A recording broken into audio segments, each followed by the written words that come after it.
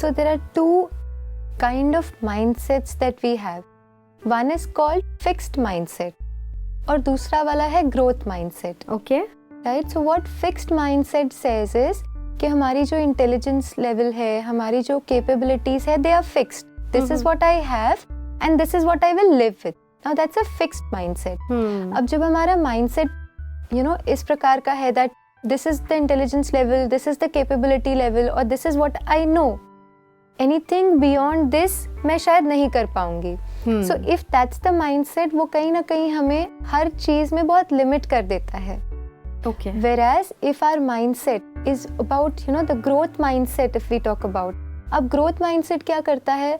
Growth mindset हमें कहता है fine, this is the intelligence level that I have, but it can always be worked upon.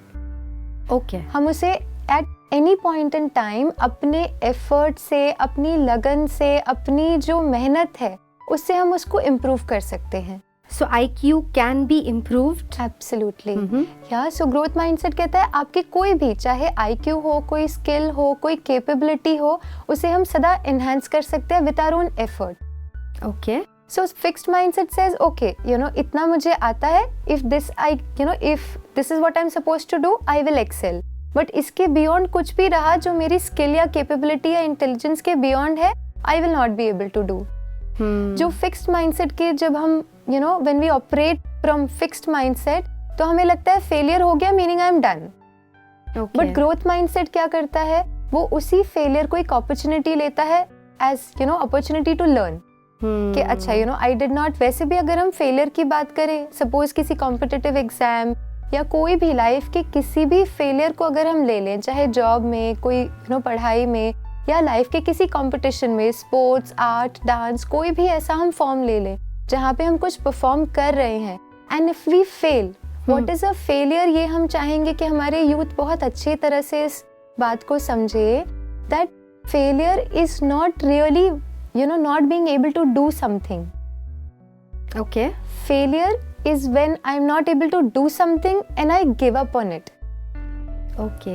Yeah. Agar if I've not given up, suppose if I have to share an example of somebody I know, तो public speaking was not their comfort, वो उनके comfort में नहीं था. उन्होंने क्या किया, give up नहीं किया. अगर वो उस टाइम पे गिव अप कर देते तो चांसेस आर दैट उस फील्ड में that person would have been a failure. But somewhere the person did not give up. Practice, effort. Even if you are not good at that time, but you should not be giving up on things. Yes. And that's what growth mindset says, कि even if you don't know anything, but if you don't give up, you don't fail. Because every failure is an opportunity for you to learn. Yeah, that's true. I've heard that so many times. But how it works, we're getting to know. Absolutely, yes. Okay. So कहीं ना कहीं जो प्रश्न हमें आया है, वो प्रश्न में जो पूछ रहे हैं, उन्हें कहीं ना कहीं अपने mindset को थोड़ा shift करना है. That even if I have, this is the intelligence level that I currently have, can I work upon it? Beautiful. Can I learn more? Can I put in that effort with the faith that everything, learning everything, every new thing is possible. Okay. So that's what growth mindset says. Yeah. So fixed say you need to become a little more flexible. Yes. To give in more effort and you can improve even your IQ. Absolutely. Wow. क्योंकि कहीं ना हमारी ही limited जो beliefs हमारे अपने लिए रहती है. जैसे जो प्रश्न पूछा उसमें कहा कॉन्फिडेंस है, लेकिन इंटेलिजेंस लेवल कहीं ना कहीं उतना नहीं है जितना औरों का है. तो instead of thinking because of that मेरा कॉन्फिडेंस लेवल लो जा रहा है, can I bring about that shift saying I will put in effort, I will learn more. In fact जहाँ पे भी हमें लगता है कि हम इतने अच्छे नहीं हैं, it's an opportunity to grow. Yeah, surely, why not? We are all here to learn more, to grow more. और सबसे अच्छी बात तो ये जो इन्होंने क्वेश्चन पूछा है कि कॉन्फिडेंस लेवल हाई है. अभी तक हम ये बात कर रहे थे कि अगर हम अंदर ही इतना कॉन्फिडेंट हैं तो obviously success is then natural, it is gonna come, right? तो अगर आपका कॉन्फिडेंस लेवल हाई है, लेकिन आपको क्यों ऐसा अपने आप को एक कहीं ना कहीं रोक लिया है, एक लिमिट बना ली है कि दैट नहीं, मेरा इससे ज़्यादा IQ नहीं है. तो फिर आप बढ़ ही नहीं पाएंगे. अगेन दैट्स अ माइंडसेट, जैसे आपने right. कहा फिक्स्ड माइंडसेट. तो उसे थोड़ा सा शिफ्ट करेंगे, थोड़ा फ्लेक्सिबल बना लेंगे. ऑल्सो रितु जी, इसमें what do you say about, because IQ, yes, it is important. What would you say about EQ? Absolutely. जैसे आज हम कई ऐसे बच्चों को देखते हैं who've done really well in their competitive exams, उन्हें बहुत अच्छी कॉलेजेस में भी मिल जाता है, but somewhere some failure and they give up. ऐसा भी हम देखते हैं yes. या फिर कोई बहुत अच्छी कॉलेज से ऐसे स्टूडेंट्स हैं जिन्होंने पास आउट किया है, कैंपस से ही उन्हें प्लेसमेंट्स भी मिली हैं, बहुत अच्छी प्लेसमेंट्स भी मिली हैं, लेकिन कहीं ना कहीं वो शिफ्ट हुआ जैसे ही कैंपस टू कॉर्पोरेट, वो नए एनवायरनमेंट में, वो प्रेशर्स में वो हैंडल नहीं कर पाते हैं. Even though there IQ is very very, even though the IQ is very high. Yes, so वो गिव अप क्यों किया? क्योंकि IQ तो है, but somewhere in a long run all of us know कि ना आपकी, ना मेरी, ना किसी और की life is never going to be free of obstacles. हमारे सबके ही जीवन में कोई ना कोई ऐसी बातें, कोई सिचुएशंस, कोई कभी थोड़ा सा कंपैरिजन, कभी we are able to do, sometimes we are not able to do, but in all of that it's not the IQ which will help us go that long run. It is our EQ, which is emotional intelligence. हम emotionally कितना balanced है. Basically emotion question is nothing but how much am I aware of my emotions and how much am I able to channelize my emotions.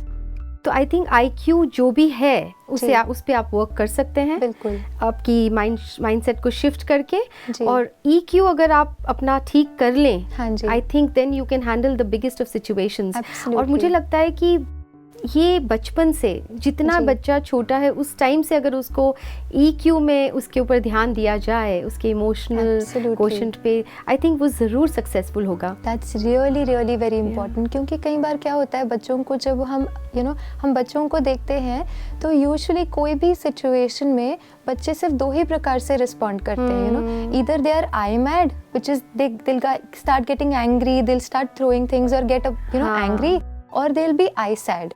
I sad meaning रोना शुरू कर देंगे. अच्छा. Now अब ये दोनों kind of responses doesn't help the child to develop balanced emotions.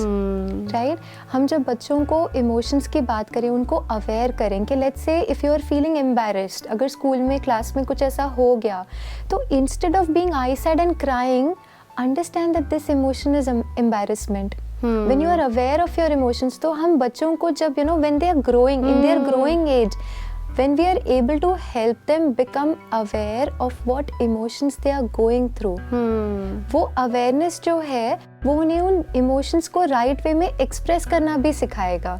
क्योंकि जब हम if I get I mad, neither am I able to, suppose अगर मैंने कोई ऐसी बात कर दी जो आपको अच्छी नहीं लगी, and you were really disappointed at what I have done. तो एक है कि आप मुझसे upset होना, मुझे गुस्सा करना, या ऐसे कैसे कर सकते हैं, that kind of, so you're getting I mad, या फिर हम I sad हो गए. लेकिन उसकी जगह पर इमोशन वही है कि ठीक है, आप मुझसे आप जो मैंने किया उससे आप डिसअपॉइंटेड हैं. इमोशन वही है, लेकिन सपोज आप आई मैड या आई सैड की जगह मुझसे आकर कहते what Ritu, I was really disappointed because I did not expect that you would do this.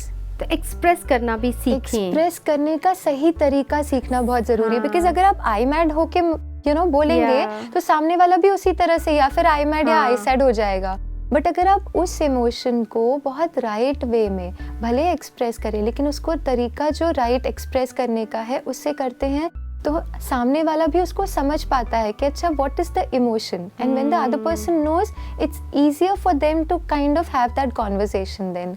और ये बहुत ज़रूरी है इन द ग्रोइंग एज, हम बच्चों को ये इनपुट्स दे that they are emotionally we grow adults who are emotionally much more aware. क्योंकि आज बच्चे कई बार समझते ही नहीं है कि वो किस इमोशन से गुजर रहे हैं लाइफ में. There are so many things going around. That's absolutely right. Even they are going through a lot of things so उनके लिए भी एक थोड़ा सा उनको संभालना बिल्कुल बहुत ज़रूरी है. And I think parents, teachers have a very very big responsibility. Right? That's right. या. So I hope the question was answered. Thank you so much Ritu ji. You're welcome. Om Shanti. Om Shanti. आपके सवाल हमें मिलते रहते हैं और हम try करते हैं कि इन्हें हम आंसर करें और आपको सही, आई होप सही गाइडेंस मिल रही होगी. तो इसी तरीके से आप अपने सवाल हमें भेज सकते हैं स्क्रीन पर दिए गए WhatsApp number and email ID पर।